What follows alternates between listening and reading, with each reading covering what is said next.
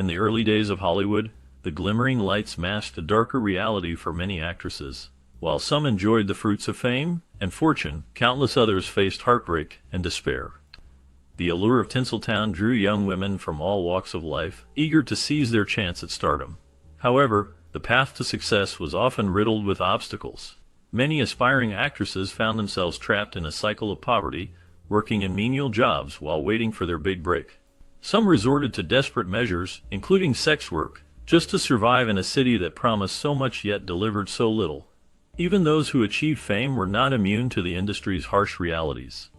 The male-dominated landscape often forced actresses into compromising situations, with the infamous casting couch becoming a grim rite of passage. Long-term contracts and typecasting limited their creative freedom, while the pressure to maintain a perfect public image led to struggles with addiction and mental health.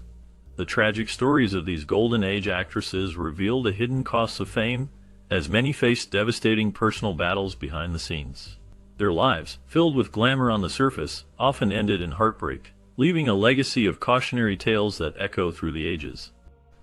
Barbara Payton, born as Barbara Lee Redfield in 1927, was a prime example of how not everyone in the golden years of Hollywood could handle the intoxicating allure of fame. Her story, as reported by Vintage News and Glamour Girls of the Silver Screen, begins with her early marriages before she caught the eye of Universal Pictures in 1948. The glamour and spotlight of Hollywood life beckoned her, and she was soon immersed in a world of nightclubs, high-profile affairs, and reckless choices. One infamous incident involved her entanglement with the already married Bob Hope, which ultimately led to her being fired from Universal.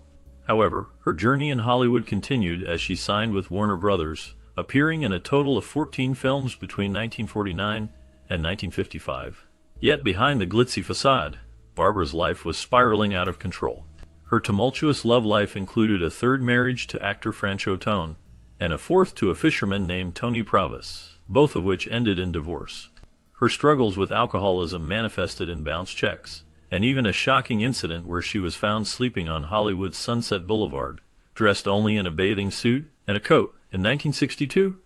This was recounted by the San Diego Reader. Barbara Payton's tragic descent was documented by a bartender-turned-writer, Robert Polito, who vividly remembered her stumbling into a Hollywood bar called The Coach, and horses, a shadow of her former self, drunk, overweight, but still willing to share her thoughts with anyone who would listen. Polito transcribed these conversations for her autobiography, ghostwritten by Leo Guild in 1963. Regrettably, just 4 years later, Barbara Payton's tumultuous journey came to a heartbreaking end when she was found dead at her parents' home in San Diego. Marion Davies' journey to becoming a legendary silent film star was a story of talent overshadowed by scandal. Despite grappling with a debilitating stutter, Davies was well on her way to stardom when she crossed paths with newspaper tycoon William Randolph Hearst in 1917. At the time, she was a youthful 21, while he was a mature 55 and already married. Their entangled love story became one of Hollywood's worst-kept secrets. More than just a lover, Hearst became an integral part of Davies' career. He not only produced her films, but relentlessly promoted her in his newspapers. Together, they founded Cosmopolitan Productions, marking an unprecedented collaboration between a media mogul and a Hollywood star. Yet, despite Davies' undeniable talent, her career was often overshadowed and dismissed as the result of Hearst's influence and patronage. In 1941, Orson Welles unleashed Citizen Kane, a cinematic masterpiece that drew striking parallels to Davies and Susan Alexander, a character unmistakably inspired by her. The film subjected Davies and Hearst to public ridicule, exposing the intricacies of their relationship. The media focused not just on their high-profile parties, but also on Davies' remarkable sacrifice. She sold a staggering $1 million worth of her own jewelry to bail out the financially struggling Hearst Corporation in the late 1930s, a testament to her loyalty and devotion. However, when Hearst pushed too aggressively to secure Davies an Academy Award nomination for her role in Peg of My Heart, the Oscars did not respond as expected. She never received another nomination, and her career slowly waned. To cope, she turned to drinking, and the glory days of her cinematic stardom began to fade. Tragedy struck again when Hearst passed away in 1951. The LA Times reported that every trace of him, including photographs of him with Davies, was forcibly taken from her by Hearst's family.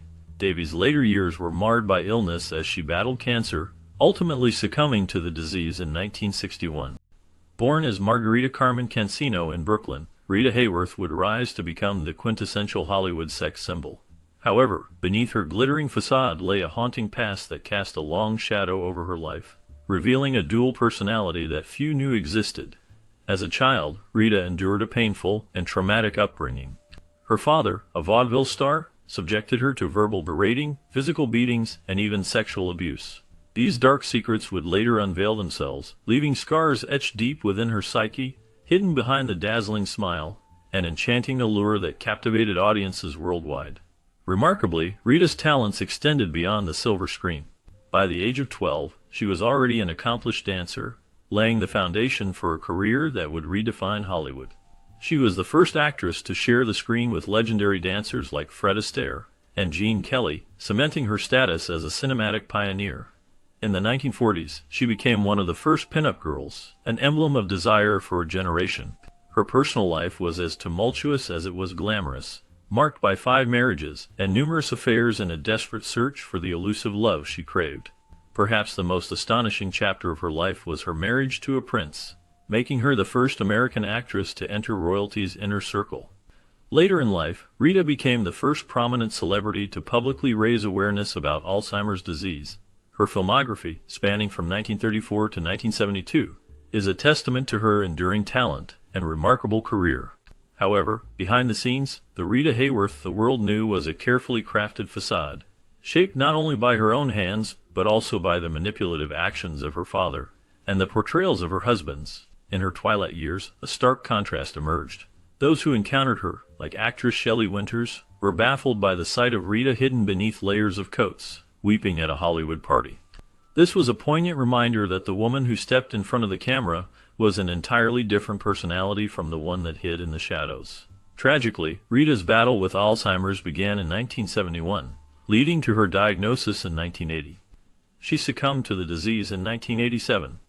Long before Marilyn Monroe captured the world, there was Jean Harlow, the original blonde bombshell of Hollywood's golden era. However, the story of Jean Harlow is not just about the actress herself, but also about the intricate dynamics between her and her mother.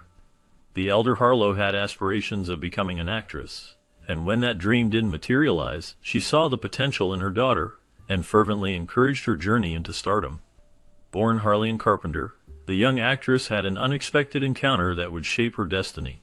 While visiting Fox Studios with a friend, she spontaneously introduced herself as Jean Harlow, a name that would become synonymous with allure and glamour. Despite her mother's aspirations, Harlene's initial interest in acting was lukewarm, and she even eloped at the age of 16. However, by 1928, Harlow's passion for acting was ignited, propelling her to leave her husband behind and embark on a remarkable journey that saw her appear in an impressive 43 films over nearly a decade. Yet, her life was not without its share of hardships and scandals. Mysterious circumstances surrounded the death of her second husband in 1932, and her relationships with married men made headlines. Her childhood struggles with illnesses such as meningitis and scarlet fever left their mark. An emergency appendectomy and rumors of her puffy appearance, attributed to excessive drinking, added to her challenges. During the filming of her final movie, Saratoga, Harlow endured not only an acute case of sunburn, but also a throat infection and influenza. Her health was already fragile, and she was ultimately diagnosed with kidney failure. The world mourned as the original blonde bombshell's light faded at the young age of 26. There's a memorable and somewhat darkly humorous scene in the TV series Frasier, where Roz Doyle shares the tragic tale of Lupa Velez, the Mexican actress who tragically ended her life in 1944, as documented by Find a Grave. However, Velez's life was marked by anything but humor. Born in 1908 into a tumultuous and violent environment, her early years earned her a reputation as a Mexican Spitfire. Her mischievousness as a child even led to her being placed in a convent. Unfortunately, her penchant for trouble continued into adulthood, and she was no stranger to violence.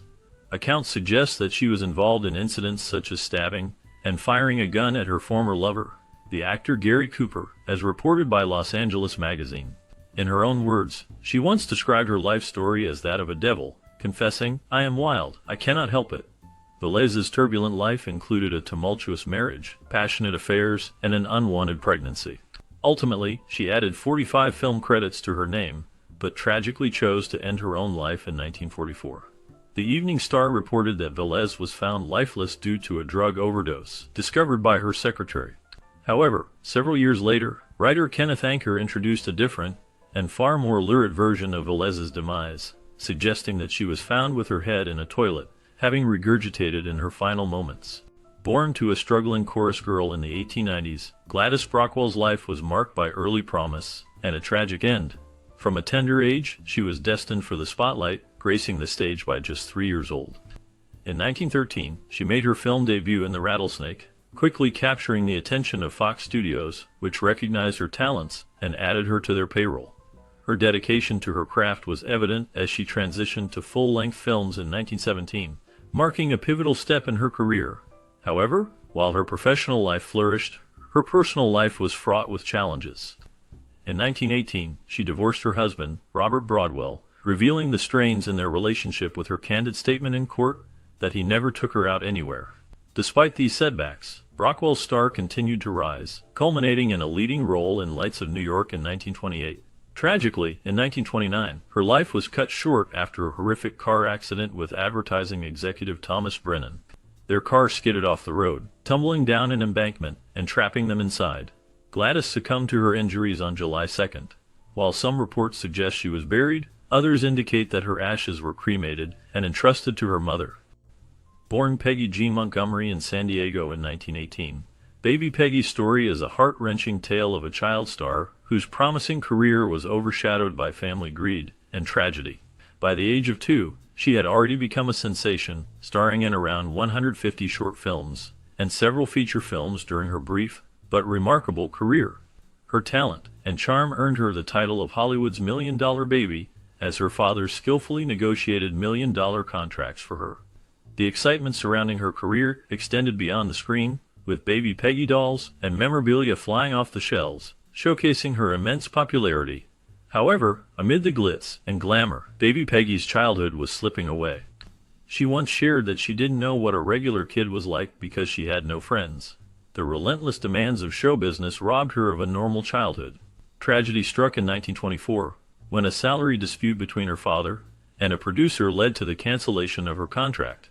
Financial troubles worsened when her parents discovered that her grandfather had stolen all her earnings, leaving her broke. In an attempt to revive her career, Peggy turned to vaudeville, but the family's extravagant lifestyle crumbled during the Great Depression. Their once opulent Wyoming ranch was lost, and their fortunes dramatically reversed. Despite these challenges, Peggy found a new path in Hollywood as an extra in the 1930s. Yet, her true passion lay in writing. At just 8 years old, she was determined to become a writer. She eventually rebranded herself as Diana Sarah Carey and authored at least 5 books before her passing in February 2020. It's time to set the record straight regarding one of Hollywood's most enduring myths. Despite persistent rumors and claims, actress Frances Farmer of the 1930s did not undergo a lobotomy during her tumultuous life. The truth, as clarified by sources such as KSET, reveals that Farmer found herself in a precarious situation in 1943. She was arrested at the renowned Knickerbocker Hotel for unpaid DUI fines, and was reportedly discovered in a distressed state, disrobed, and in the midst of a manic episode fueled by alcohol. Understandably, her behavior during this incident made her less than cooperative with authorities. Subsequently, in 1944, as reported by the Evening Star, Farmer's mother took the difficult step of having her committed to Washington's Western State Hospital. Her stays there were intermittent, spanning until 1950. In a revealing episode of This Is Your Life in 1958, Farmer spoke candidly about her struggles, attributing them to a nervous breakdown. She asserted that she emerged from this challenging period without ever undergoing a lobotomy. Afterward, she deliberately chose a life of relative obscurity. As History Links corroborates, Farmer continued to grapple with alcoholism and her inner demons, leading to intermittent setbacks even as she made brief returns to television. Her tumultuous journey persisted throughout her life. However, it wasn't until 8 years after her passing in 1970 that writer William Arnold introduced the false narrative of a lobotomy in his biography of the actress. Fortunately, as All That's Interesting confirms, Arnold's account was discredited in 1983. Her legacy endures, even receiving musical homage on Nirvana's 1993 album In Utero, with a song titled Frances Farmer Will Have Her Revenge on Seattle.